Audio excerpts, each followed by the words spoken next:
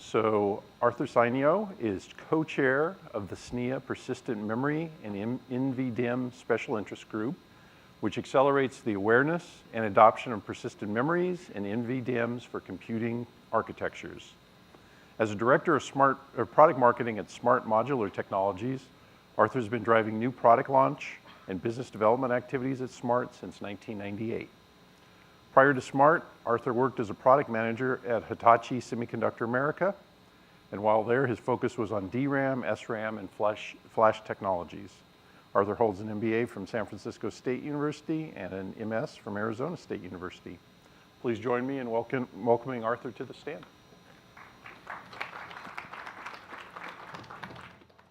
Thanks, Terry. All right.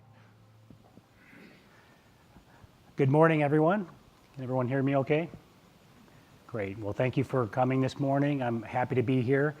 I gave a presentation here, I think, 2 years ago, and a lot has happened in 2 years. So my goal here this morning is to give you an update on why persistent memory is important. I'll talk about some persistent memory applications, and then lastly, talk about the Storage Networking Industry Association and some of the industry alliance efforts that are going on to support persistent memory.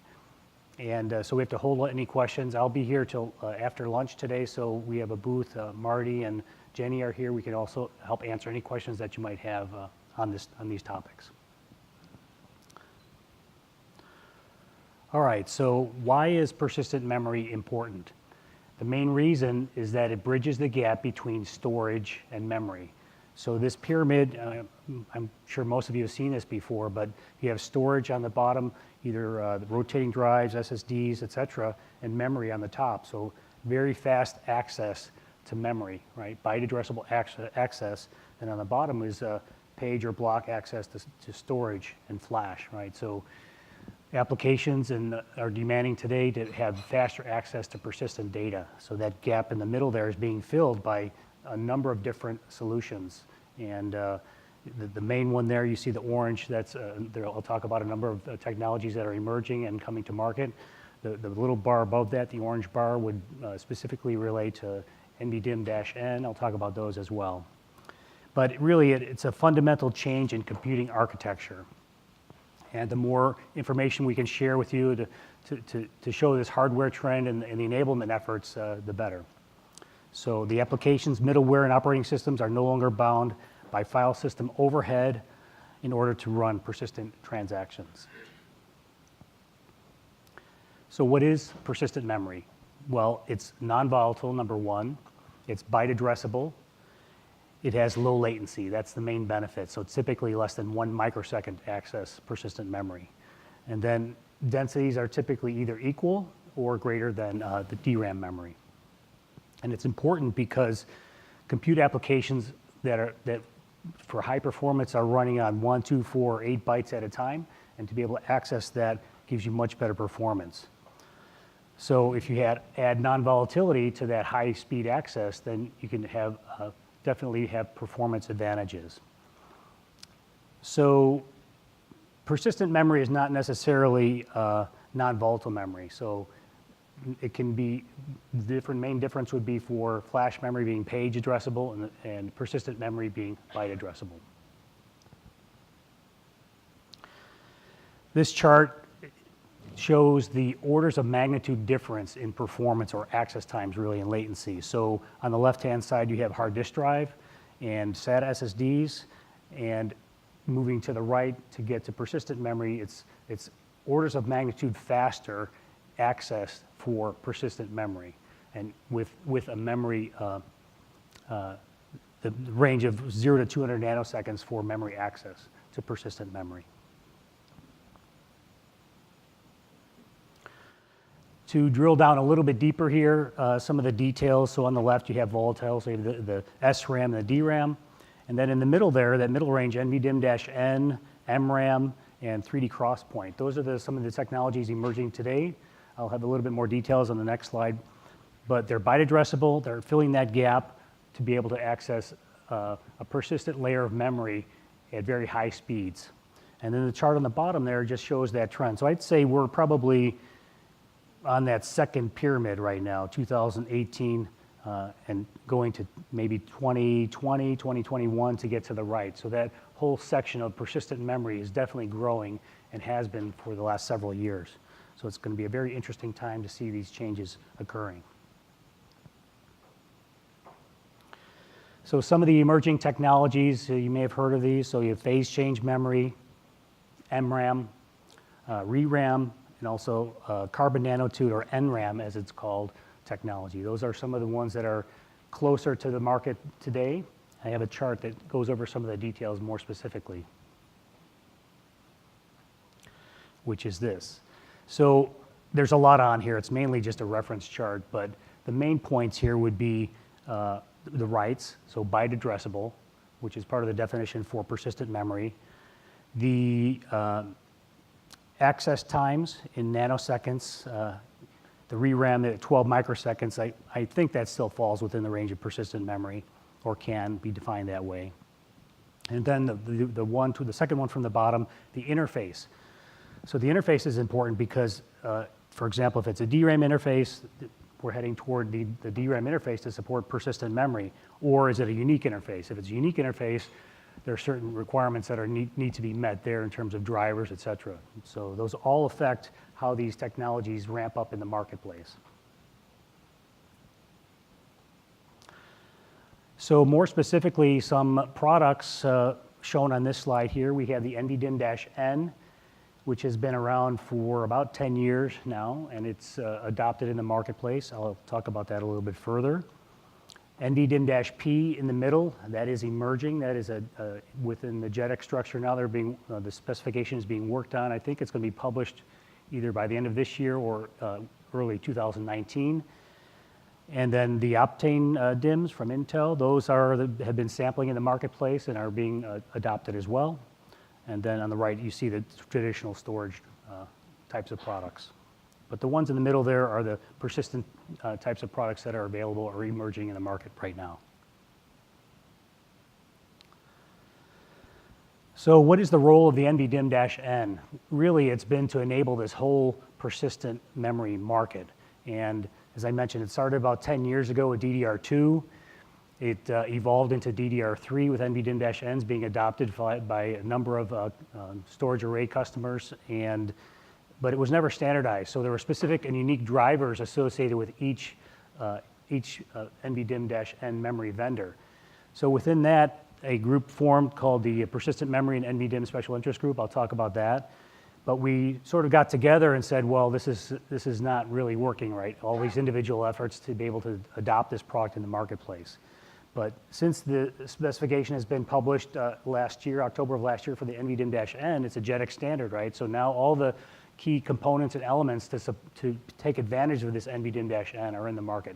And briefly, an NVDIMM-N is just a registered DIMM with flash on the back of it. So in the case of a power loss, the data that's in the DRAM is backed up to the flash. That requires a backup power.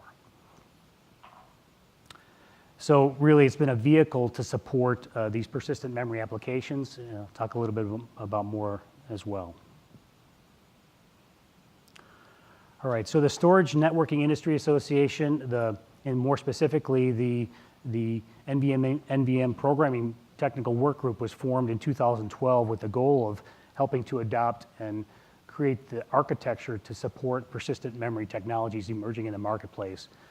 There are many webcasts and other literature and data available that describe the programming model specifically, quite a bit of information. So please stop by and see us if you have questions about the programming model. The companies on the left were some of the original members of that technical working group, which is still going on today.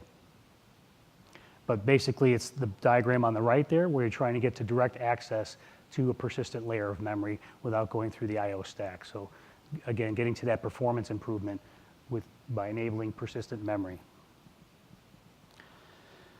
So what's happened now is with disk-based or SSDs, the bottleneck has been the technology. So the non-volatile technology is typically slower.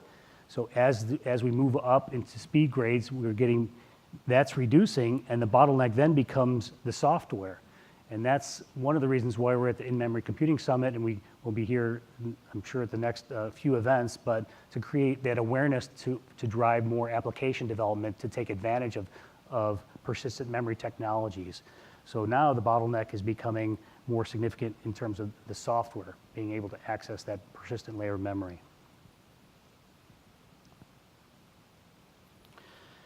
A big milestone, in addition to the NVDIMM-N being supported by JEDEC and being standardized, would be Linux and Microsoft having native support in their operating system. So that happened, I think maybe 3 years ago, approximately. I'm just guessing, but they have native support, so there are no unique drivers that are needed to support NVDIMM-N, and specifically, those can be adopted into servers today. So that alleviated a lot of work on the part of OEMs to modify the kernel and develop drivers to be able to access the NVDIMM-N. Another, VMware also has offered support for PM. I have a slide on that as well. So that's created actually a wave of adoption after that happened between Linux and Microsoft. So again, on the NVDIMM-N, the first hardware to run PM applications. So the sequel, there's a couple videos online that talk about the performance benefits of using NVDIMM-Ns in the SQL server. All-flash arrays, typically are the NVDIMM-Ns, in those cases are used for caching or logging data, so you have faster access before the data is hardened in the NVDIMM-N versus having to go to a storage layer to do that. So the alliance between JEDEC and Sneu, and that's been the NBDM-N Special Interest Group, which is now called the Persistent Memory and NBDIMM Special Interest Group. I'll talk about that in just a second.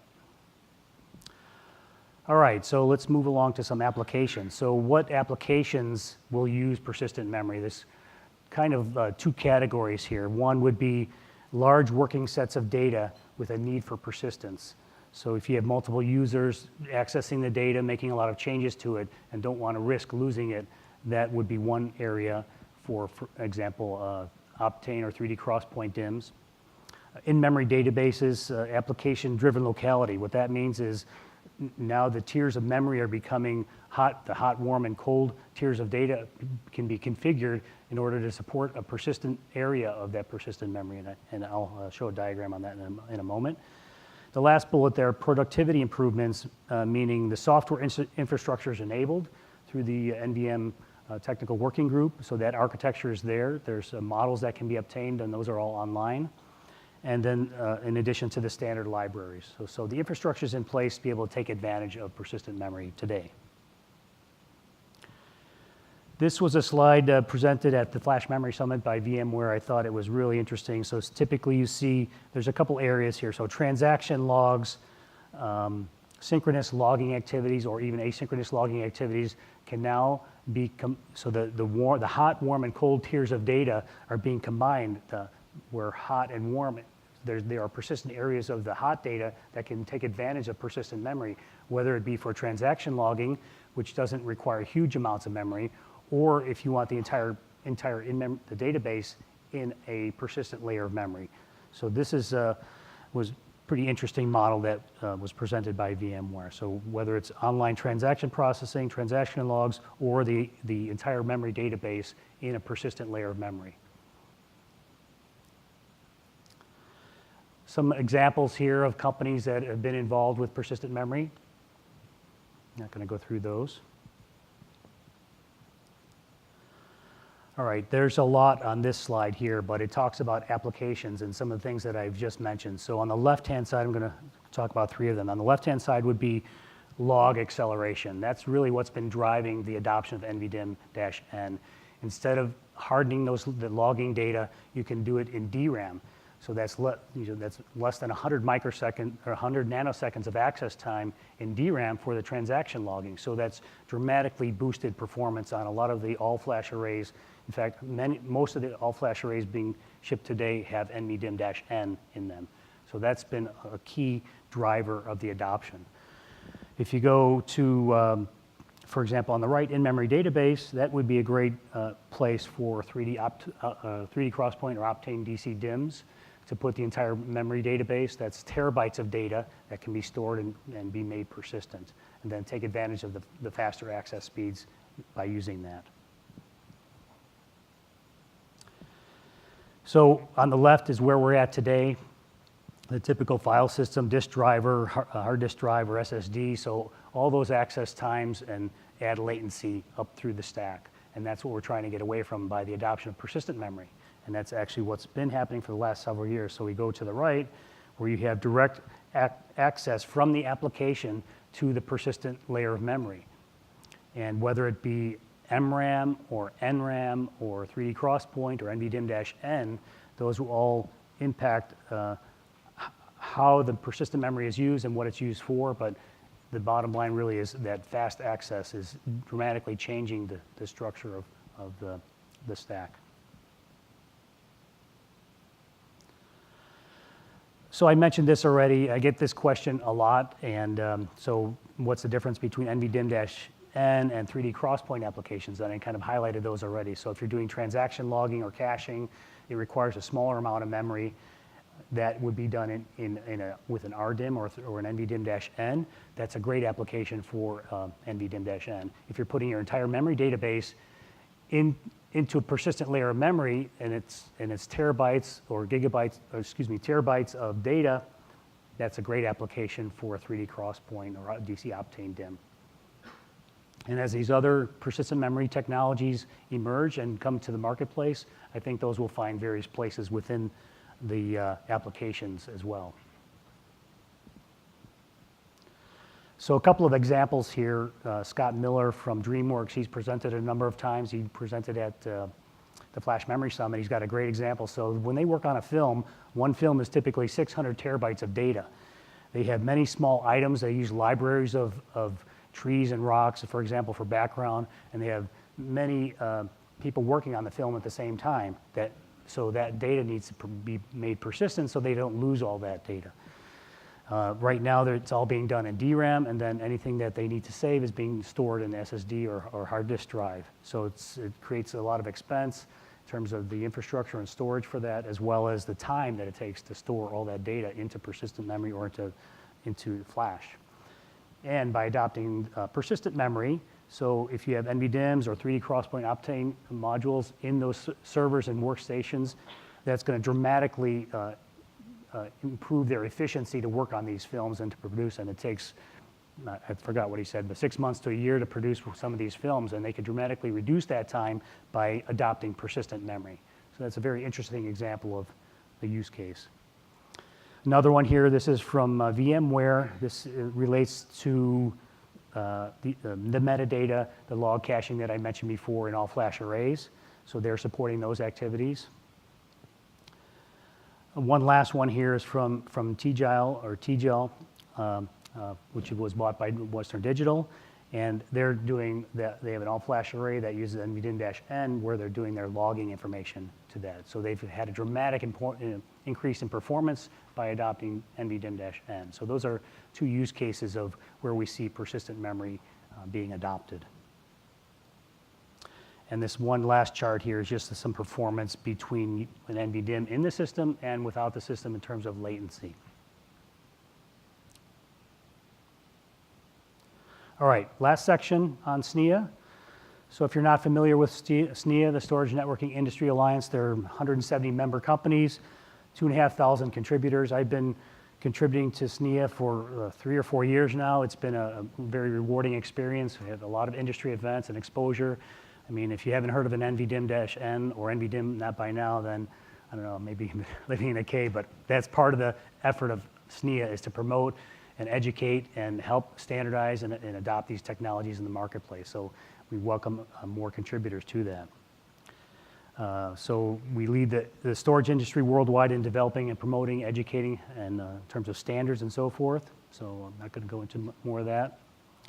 The technical councils, there's a number of technical councils and associations that where people can contribute. The other area or standard would be JEDEC, right? JEDEC is a key organization that helps drive the adoption of persistent memories. There's the 45.6 hybrid memory module group where we're talking about the NVDIMM-P right now, and some more work is still going on with the NVDIMM-N, for example, in terms of encryption that's being adopted as well. So JEDEC is highly involved in the adoption of persistent memory. And the group that I'm in, the persistent memory and NVDIMM special interest group, what we're focused on now, in the beginning, it was just the awareness of NVDIMM and persistent memory and the adoption. There was a lot of work involved with the BIOS and the MRC code with Microsoft and Linux, et cetera. I mean, years and years of work to be able to enable this persistent memory technologies. Now the focus is to influence and collaborate with middleware and application vendors to support persistent memory. So that's one of the main reasons why I'm here today, to help get support with that area. So at the Persistent Memory Summit in January, it's going to be in San Jose, we're going to launch a development community to specifically focus on this. And we're looking for contributors and people to get involved in helping to drive the adoption and from the application standpoint for persistent memory. And the goal is to accelerate the development of persistent memory applications. And that's it. Thank you very much. If you have any questions, I'll be here, and Marty and Jenny are here as well. So thank you.